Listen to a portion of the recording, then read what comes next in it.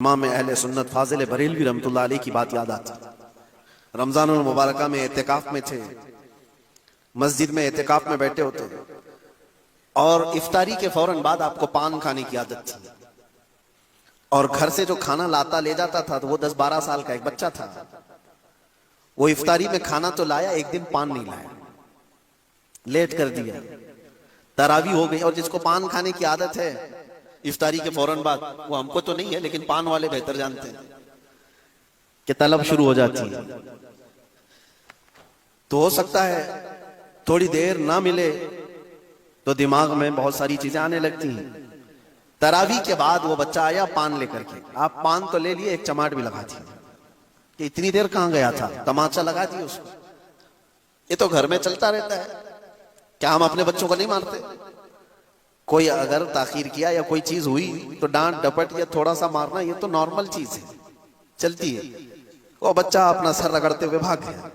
لیکن امام اہل سنت فاضل بریلوی رحمۃ اللہ علیہ وہ عاشق رسول، پان کھانے کے بعد بے چینی بڑھ گئی، اور اتنی بے چینی کہ مسجد میں ٹہلنے لگ گئے، ادھر سے ادھر ادھر سے ادھر. آپ کے شاگرد ہیں ملک العلماء ظفر الدین رحمۃ اللہ علیہ، وہ مسجد میں تھے. انہوں نے آ کر کے پوچھا اعلیٰ حضرت سے کہ کیا آپ کسی چیز کے تلاش میں ہیں، کیوں اتنی بے چینی؟ اعلیٰ حضرت نے کہا وہ بچہ کہاں گیا جو پان لایا تھا.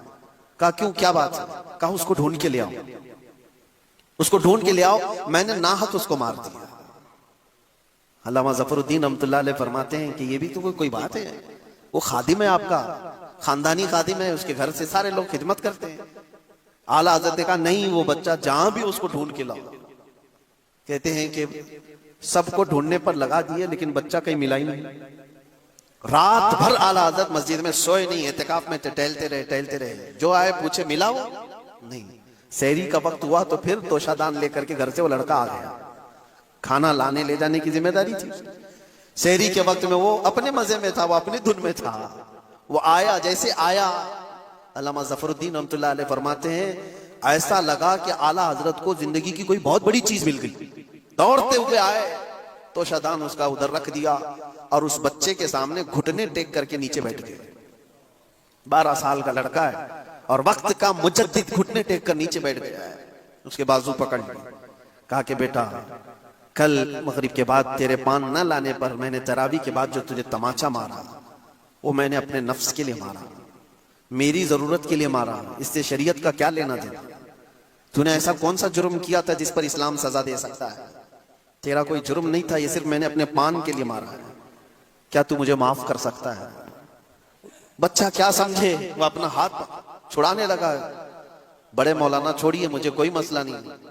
علامہ ظفر الدین رحمۃ اللہ علیہ فرماتے ہیں پیچھے جو اعلیٰ حضرت کے بڑے بڑے شاگرد کھڑے تھے ان کی آنکھوں میں آنسو تھے. وقت کا امام اور مجدد ایک بچے کے سامنے معافی مانگ رہا ہے. اعلیٰ حضرت نے کہا کل کو بروز قیامت مجھ سے اگر یہ سوال ہو گیا کہ احمد رضا صرف اپنے پان کے لیے کسی کو تماچا کیسے لگا سکتا ہے، میں کیا جواب دوں گا؟ وہ بچہ کہنے لگا کہ ٹھیک ہے میں نے معاف کر دیا. اعلیٰ حضرت کو کہہ رہا ہوں میں نے معاف کر دیا. اعلیٰ حضرت نے کہا بچے کا اس طرح سے کہہ دینا یہ کافی نہیں ہوتا. اپنے سر سے ٹوپی اتار دی، نیچے رکھ دی اور اس لڑکے سے کہا میں نے جیسے تجھے تماچا مارا تھا ویسی مجھے بھی تو تماچا لگا. اس بچے سے کہے تو بھی تماچا مجھے لگا. وہ ڈر گیا. بڑے بڑے علماء جس کے سامنے ادب سے بیٹھتے ہوں وہ آج مجھے کہہ رہا ہے کہ بچہ تو تماچا لگا. وہ اپنا ہاتھ چھڑا کر بھاگنے والا تھا لیکن اس کا ہاتھ خود ہی پکڑ کر کے اپنے سر پر تماچا لگواتے.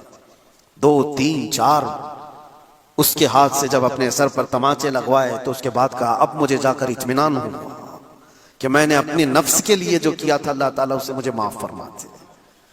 میرے عزیزو اس کو کہتے ہیں اخلاص، اللہ کا خوف. یہ فارمیلٹی نہیں ہے، یہ فارمیلٹی نہیں، یہ رسم و رواج نہیں ہے.